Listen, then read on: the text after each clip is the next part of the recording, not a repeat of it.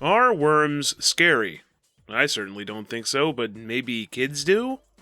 Not as cute as slugs, not as slimy either, but just as limbless?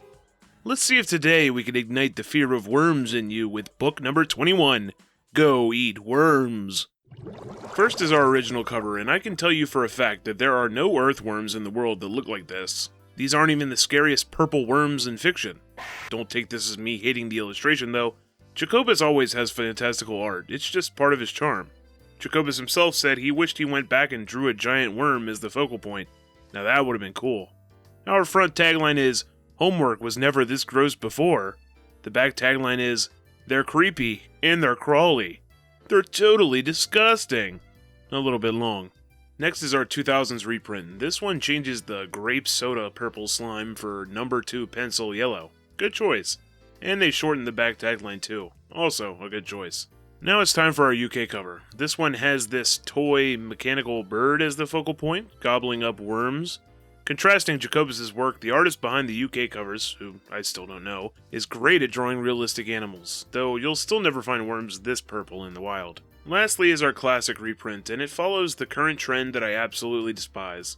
Just like The Girl Who Cried Monster, it simply reuses the original art again, but with no slime and no bumpy goosebumps on the cover. This cover released pretty recently, just in 2024, and for being one of Stein's worst books, it sure gets the reprint treatment a lot more than some others. That's not me just saying that either. Stein has said multiple times he finds either this book or The Barking Ghost to be the worst book he's ever written. But can it really be that bad? Let's worm our way into the summary and find out. The book begins as if it was told in past tense. Not only that, but it's told in third person. The last book like that was Monster Blood 2.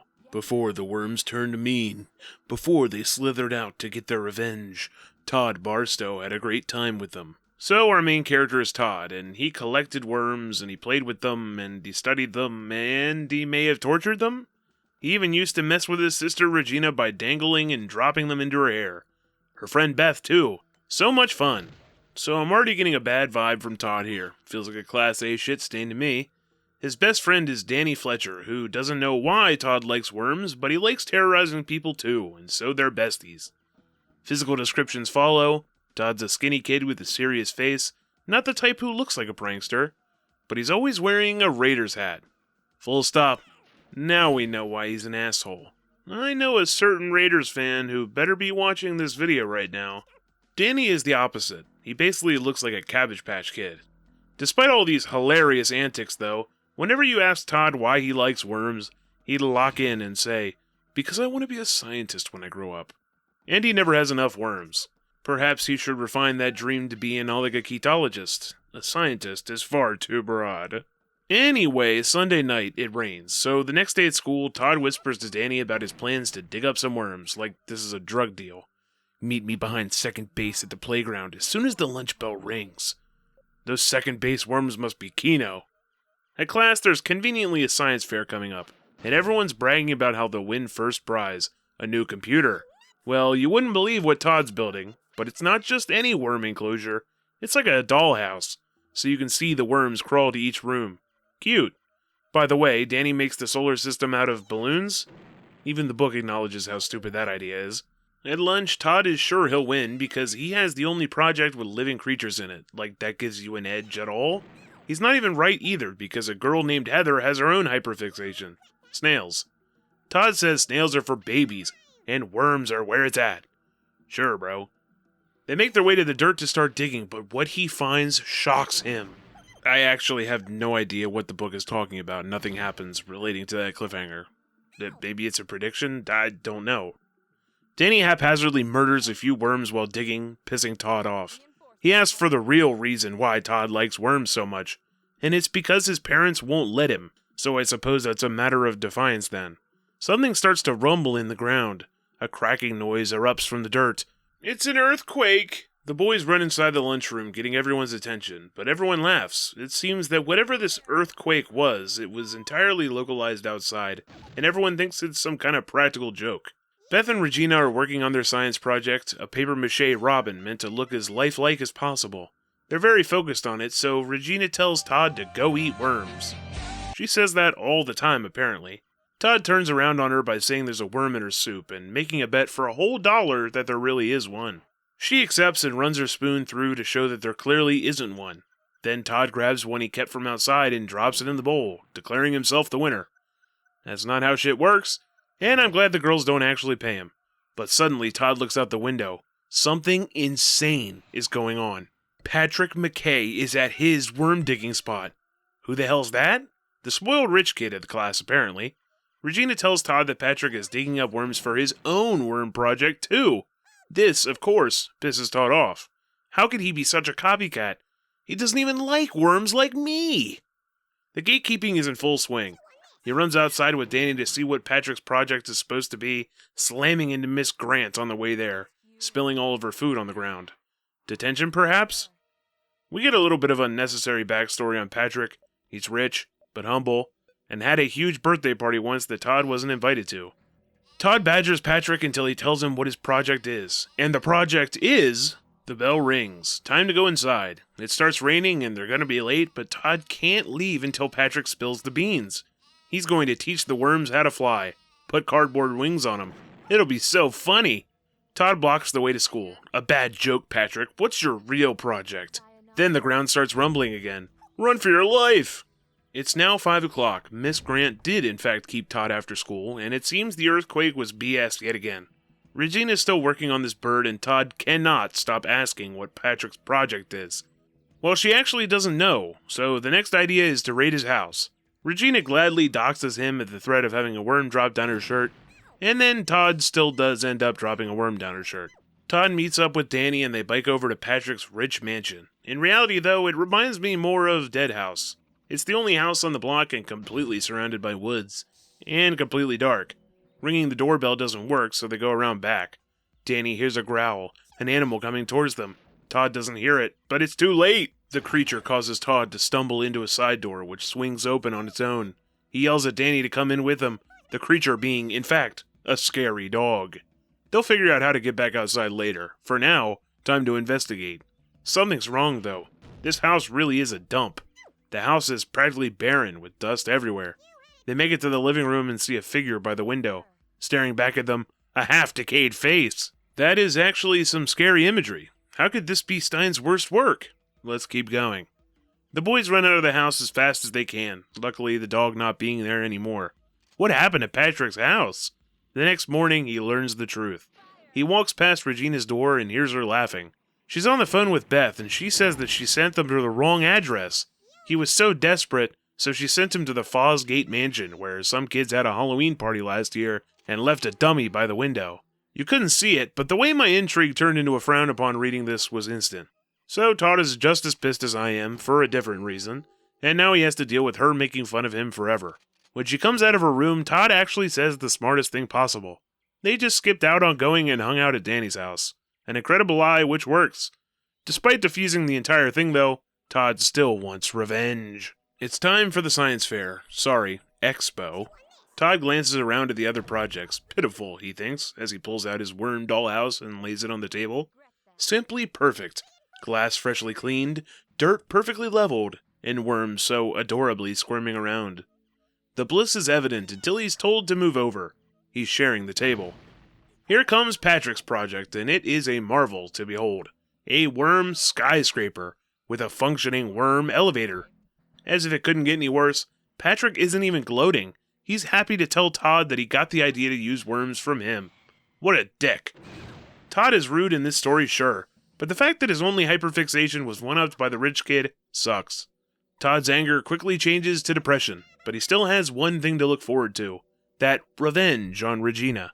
The judges approach their papier-mâché Robin to ask, "What's this string for?" "What string?" Too late. Worms start pouring out of the beak and onto the judges' heads. Todd stuffed about 30 worms in there this morning. Great. The judges are pissed. She says that Todd did it, and Todd just admits that he did. Patrick gives him a high five, which Todd begrudgingly accepts, and nothing happens. No punishment for admitted sabotage? Okay. Todd has some evil thoughts as the expo continues. Try and topple the skyscraper, maybe. But no, he holds back for once. The judges say nothing when they see the dollhouse, but do not stop talking about the skyscraper. They even ask him questions like, can worms survive in a real skyscraper?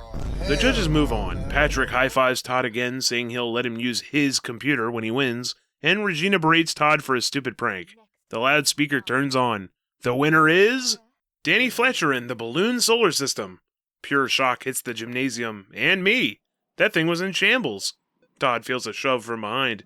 It's Regina telling him to apologize for costing her the win. He laughs and takes the lid off his worm house, grabbing one of them and dangling it in her face. This unleashes the beast, and Regina pounces. The impact bumps Todd into the table, and the entire skyscraper tilts and falls. Wood and glass crash into the nearest table, but it's not just any table. It's the liquid and gases table. Everybody out! It's gonna blow! A small explosion, some worms go flying, and plenty of glass to clean up. Again, Todd faces no punishment for this. Sure, whatever. A few days later, the girls are playing ping pong in the basement, and Todd comes down to drop a new container of worms in his tank. They argue a bit about the expo until Todd asks them to watch this trick. He grabs a worm, then a pocket knife, and slices the thing in half, causing both halves to wriggle around. Now there are two of them! No, that's wrong! I had to do this in the mummy video, in the werewolf video. No, this does not happen. Typical earthworms can potentially regenerate, but not into two separate worms. The end with the head can regenerate a new tail most of the time, but the tail end will die. What happened was most likely just the result of some spasming nerves upon death. That still doesn't stop Todd from laughing about this near serial killer-like fascination, and thinking about how cool it would be to split yourself in two. Regina points out to Todd that the worms are looking at him. Todd laughs, but it's true. All of the worms have their heads out of the dirt and seem to be staring right at him. Regina even says that they were watching the whole time. Strange. It must be just another stupid joke. But what if? This next chapter is almost entirely fluff. We go through Todd's morning routine, being woken up by his mom, Regina always arguing with his mom about the clothes she has to wear to school, and eating breakfast. Todd doesn't brush his hair, but he doesn't care because he's going to wear that Raiders cap all day. He can't find it, though, eventually seeing it on the floor in his room. He immediately puts it on, but something feels strange. He looks in the mirror, takes it off, and there are worms all over him. He pulls a fistful of worms out of his hair before running downstairs to yell at Regina. This must be some rude joke, putting worms in his hat, but she doesn't have a clue what he's talking about. His mom gets them to drop this blame game and makes Todd finish his soggy cereal. But Regina screams, "A worm in his cereal bowl!" Starting to get a bad feeling about the cliffhangers now. So it's time for school and Todd can't stop thinking about the worms, especially that part where Regina said they were all staring at him. At lunch, Danny's annoyed at his ham and cheese his mom packed. Every day it's the same thing, but he doesn't ever eat anything else, so he's a hypocrite. Danny tells him the idea that his worms are seeking revenge is BS. They don't have eyes, faces, or brains. They have fun talking shit about their teachers until Todd's face turns sour. This PB&J tastes wrong. He pulls off the bread and sees a half-eaten worm. Third time's the charm on worms, I suppose. Todd runs through the halls searching for Regina. He makes his way through the entire schoolyard before finally finding her in the shade outside. He hears her laughing and starts to eavesdrop. Beth and Patrick are there too. He says, "No, Todd doesn't know I'm doing it." Patrick. How dare he? Todd walks up and confronts him. He must be where Regina's getting the worms to harass him. He says he's not into worms anymore. He threw them all away into the garden. He makes comic strips now. Todd finds a piece of paper Patrick is hiding behind his back and snatches it up. The Adventures of Todd the Worm. A comic strip about a worm named Todd wearing a familiar Raiders cap. How funny. The bell rings and they all start heading back to class. Todd shoulder grabs Regina to ask about the worm in his sandwich, but she has no clue about this one either. Is it possible that she didn't do it? We move ahead a little to Danny helping Todd dig up more worms. He now believes his worms are somehow escaping, so he needs to get more. The ground starts to shake again, but only in this localized spot. Danny suggests maybe this is the beginning of a sinkhole, but Todd won't believe it. A few days later, the worms have become a consistent occurrence. A few in his backpack before school, a bunch within the pages of his math notebook. At lunch, PB&J again. He opens it and, well, no worms. What a miracle. He doesn't eat it anyway. He's starting to think there'll be worms everywhere he looks now. He eats dinner at Danny's that night, glad that there's no way there could be worms in his food now.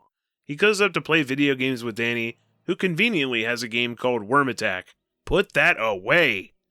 When he gets back home, he stays up late watching TV. glad to have spent at least one night not thinking about worms. He falls into bed, but then he feels something on his cheek. A worm on his pillow. He turns the light on to see one on his shirt, a few more all over the bed. He starts screaming. His mom comes in and he begs her to tell Regina to stop with this prank. He can't take it anymore. But she's not here, Todd. She's having a sleepover at Beth's house. Perhaps the worms really are escaping. Todd's convinced Regina's right. The worms must be taking their revenge somehow. He takes the few worms from the bed downstairs, and in his desperation, he starts talking to them. He tells them all he's sorry, and that the cutting in half thing won't happen again. He loves collecting worms, but if they keep showing up, he'll have to get rid of them all. They don't really look at him during this, and he thinks that maybe he really has lost it. He goes back upstairs, Mom having changed his sheets, and he's so tired he doesn't even change his worm-soaked pajamas. He can't really sleep, though. He just keeps wondering how the worms could be escaping. He decides to take a hot bath to calm down. A calming experience, but a splash makes Todd open his eyes. Worms start falling out of the faucet. They start to come out of the cracks in the wall. The tub now full. He starts screaming for help, but they pull him down. Todd screams, and then he blinks, and it's all gone. The water's perfectly clear. He fell asleep in the bath and had a nightmare. Going back to bed, he has an idea. One to solve the mystery of the worms, but it has to wait until Sunday, and he won't tell us what it is. The weekend passes with more unimportant stuff happening. Watching movies, playing the video games. He tells Danny over the phone there have been no worms this weekend, and conveniently, Regina has been at Beth's all weekend. She's back on Sunday night, and after everyone goes to bed, Todd sneaks his way downstairs to solve this mystery. He tiptoes his way to the basement in complete darkness so he won't get caught. The worm tank is conveniently illuminated in the moonlight, but he still bumps his way into the ping pong table. So he's now going to sit for as long as he needs to find whatever is going on. He imagines Patrick using his basement window to sneak in and plant the worms, but that idea is crazy. Crazy as the worms being out for revenge, though? Not really. A loud creak comes from the stairs behind him. Who is it? Dad! He turns the light on, telling Todd that he heard the stairs creak and the ping pong table get bumped, and he thought there was a robber. Todd tells him that the plan was to watch the worms all night, and Dad is tired of it. He's got to get rid of these worms tomorrow. It's causing too much trouble, regardless of how they keep getting everywhere. So Todd is sentenced to bed, no closer to the truth than when he started. In the morning it rains. Perfect conditions for worm shenanigans. Todd has to share his disappointment with Danny, but before he can, he hears laughter. Regina and Beth are around the corner, and Todd is able to eavesdrop yet again. It turns out Regina actually was behind everything, and she's just a great actress. Now he has to get rid of all those worms. Awesome! Filled with newfound rage, Todd must get revenge. Again! The rain stops after lunch, which makes Todd happy, because that means so many worms will be coming up from the ground. In the afternoon, him and Danny grab plenty of them. As they collect, that happens yet again. Todd tells Danny to ignore it, but soon the ground begins to split apart. An enormous worm erupts from the ground and wraps itself around Todd. He tries to scream for help, but it tightens around his waist, and he can't breathe. It pulls him towards the hole in the ground, and everything goes black. Danny tries to pull on to Todd by his ankles, but he isn't strong enough. Suddenly, Beth and Regina's papier-mâché bird hops towards them. The girls are behind the thing, controlling it, I suppose. The worm lets go of Todd, seemingly convinced that this fake bird is real. It dives back into the ground. Saved! The girls drop the bird to the ground and don't believe the boys when they say they saved them from a giant worm.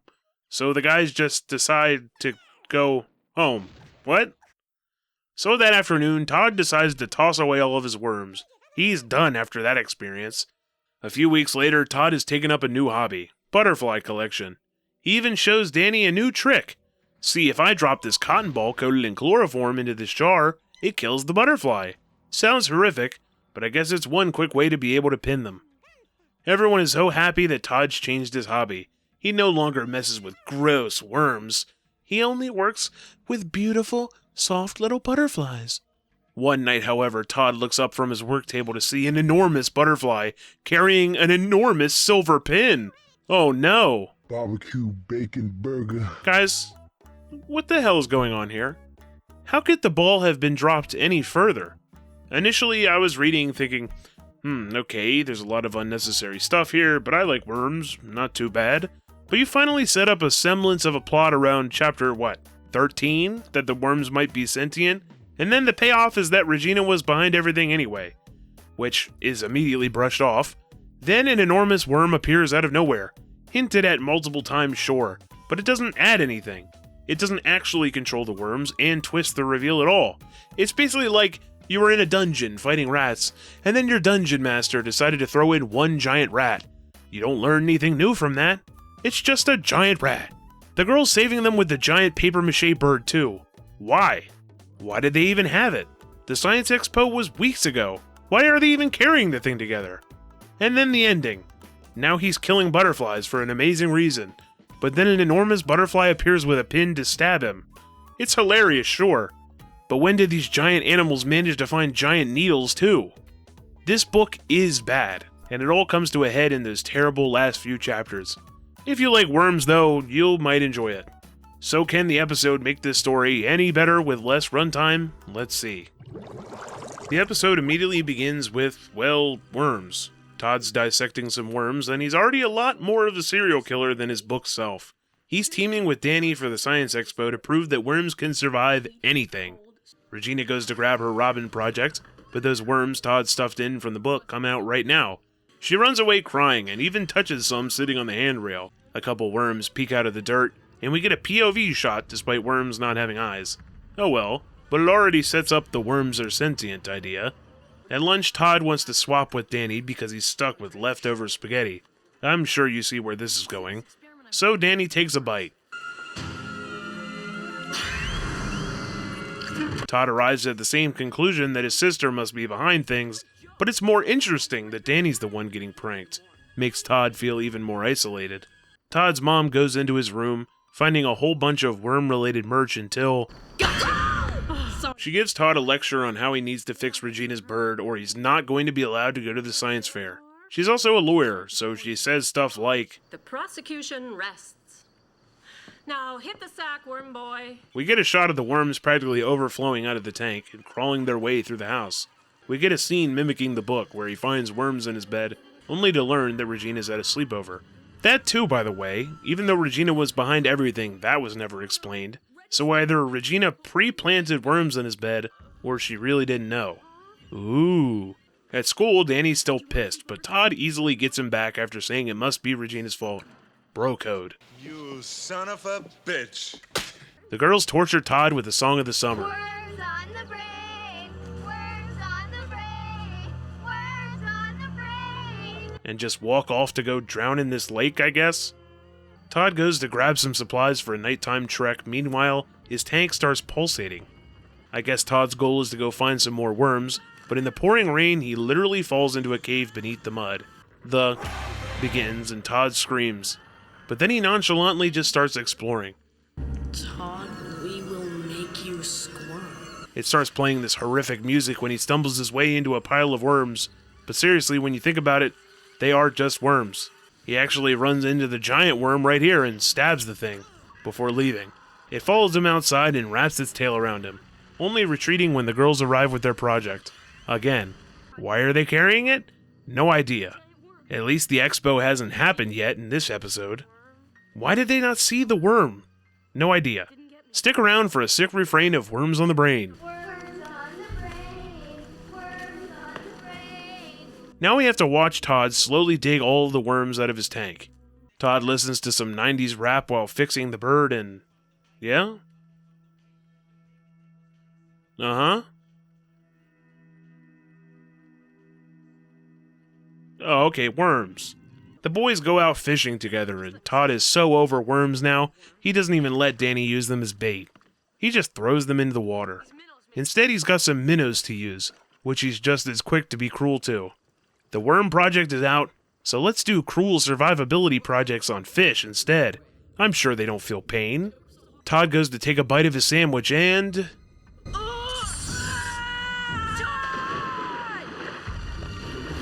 Danny, help! They've got me, I'm marked! Guys, come on. It was just kidding. I'll keep on fishing, I promise. I'm too small, you gotta throw me back. You guys look like nice fish. Please let me go. Thanks. What?